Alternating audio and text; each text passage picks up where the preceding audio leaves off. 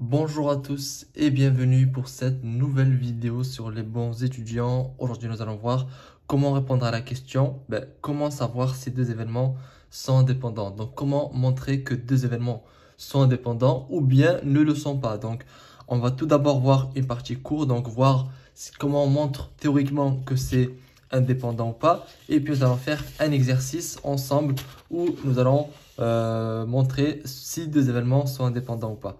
Donc déjà, de manière générale, très simple, deux événements sont indépendants si P de A inter B c'est égal à P de A fois P de B. Donc si deux événements A et B sont indépendants, alors la probabilité d'un des deux événements, on va dire la probabilité de A, ne dépend pas de la probabilité de B. C'est-à-dire que la probabilité de A, peu importe que B soit passé ou pas, ça ne l'impacte pas. C'est ce qui est écrit ici, ne dépend pas de la réalisation de l'autre. Il y a des événements, par exemple, on parle de P de B sachant A, c'est-à-dire que peut-être que P de B va dépendre de A souvent. Ici, lorsqu'on a affaire à des événements indépendants, la réalisation d'un événement ne dépend pas de celle de l'autre. D'accord? Attention, par contre, il y a beaucoup d'élèves qui font la confusion entre événements incompatibles et indépendants. Incompatible est différent de indépendant. Lorsqu'on a affaire à des événements incompatibles, ce sont deux événements qui ne peuvent pas se produire en même temps. D'accord? Par exemple, si on vous dit qu'on fait un tirage sans remise, un seul tirage, il y a des boules rouges. Si A, c'est tirer une boule rouge, B, tirer une boule noire, mais je tire qu'une seule boule en même temps, je pourrais jamais tirer une boule qui est à la fois rouge et à la fois noire. S'il n'y a que des boules rouges et des boules noires. Donc P de A inter B est égal à 0. Donc, événements incompatibles, ce sont deux événements qui ne pourront pas se produire simultanément, en même temps. D'accord? Alors qu'événements indépendants, ils peuvent se produire en même temps. Par contre, ils ne sont pas dépendants l'un de l'autre. C'est-à-dire que l'événement A ne dépend pas de l'événement B. Nous allons voir un exemple d'événement indépendant pour que vous puissiez comprendre dans l'exercice. Donc, en résumé, c'est très simple en fait cette notion. Le cours, il est vraiment très simple. C'est A et B sont indépendants si quoi? Si P de B sachant A est égal à P de B, c'est normal, c'est logique. Si les deux sont indépendants, la probabilité de B sachant A ou sachant pas A sera toujours égale à la probabilité de B, puisqu'ils sont indépendants. Donc, savoir A ne va pas changer ma probabilité. Donc, je peux dire que la probabilité de B sachant A est égale à la probabilité de B. Parce qu'ils sont indépendants et que A se soit réalisé ou pas, moi, ça ne changera pas à l'événement B. Puisque les deux événements sont tellement indépendants que ça ne changera rien.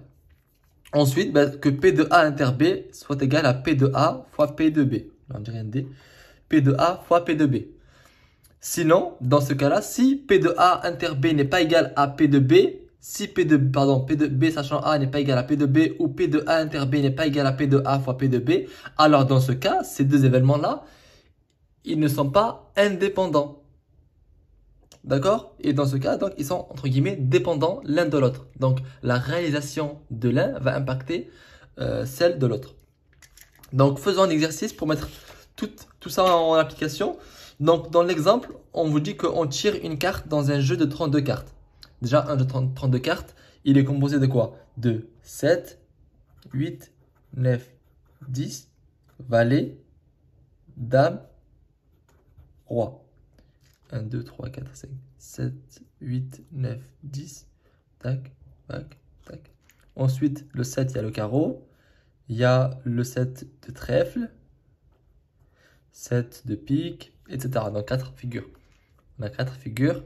Tac, on va dire ça c'est une figure aussi. Figure, figure, figure. Et on a 32 cartes. Donc là, je sais pas ce qu'il me manque. 7, 8, 9, 10. Valet, dame, roi. Donc il me manque une carte, mais en tout cas il y a 32 cartes. Voilà. Et donc ici on vous dit, soit dès l'événement on tire une dame. Donc dame, il y a 4 dames. Il y a la dame de carreau, la dame de cœur, la dame de trèfle et la dame de pique. D'accord? Sur les 32 cartes, il y en a 4. Donc, soit c'est l'événement on tire un carreau. Donc, vu qu'on a affaire à 8 cartes qui ont à chaque fois dans chaque carte au moins un carreau, donc on a affaire à 8. Donc, est-ce que D et C sont indépendants? Sont-ils indépendants? Donc, pour dans un exercice, si on vous demande est-ce que deux événements sont indépendants ou pas, déjà parfois on peut trouver la réponse rien qu'en y réfléchissant. Là, dans ce cas, peut-être vous allez vous dire, peut-être ça dépend de l'un de l'autre. Mais des exercices, on ne vous posera pas la question, mais il faudra quand même que vous sachiez que les événements sont indépendants ou pas. Parfois, rien qu'à la lecture, on sait que c'est indépendant. Si on vous dit que ça, donc ça, la probabilité que le verre soit cassé est de 1/10. Et si le verre est cassé, la probabilité que... Donc ça, on sent que ben, ça dépend, un événement dépend de l'autre. D'accord? Donc souvent dans les lancers, quand deux événements seront dépendants, ça se lira assez facilement. Ici, si on vous demande clairement est-ce que les événements sont indépendants ou pas, le processus il est très simple. Il faudra d'abord calculer la probabilité du premier événement, D, puis du deuxième événement, C, puis calculer la probabilité de D inter C, et puis calculer le produit donc de la probabilité de D fois la probabilité de C.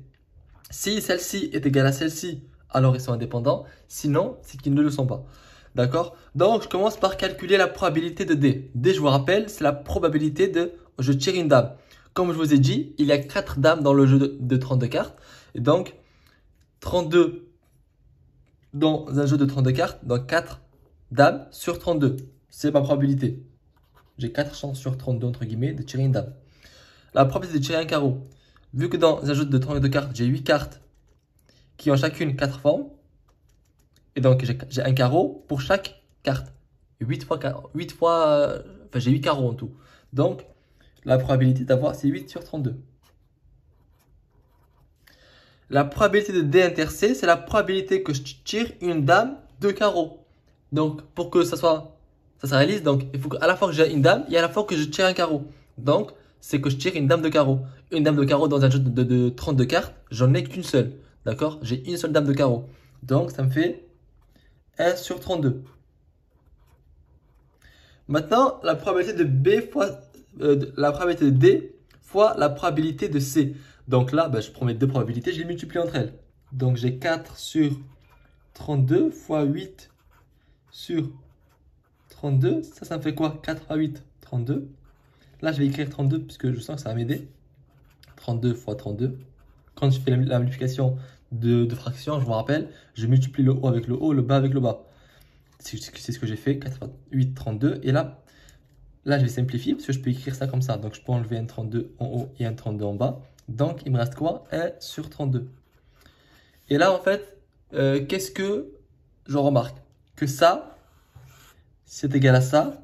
Donc, P de D inter C est égal à P de D fois P de C. Et donc, bingo, ils sont indépendants. Donc, ces deux événements ne sont pas reliés, d'accord? Donc, on a bien affaire à des événements indépendants puisqu'on a vérifié que P de D fois P de C, c'était égal à P de D inter C.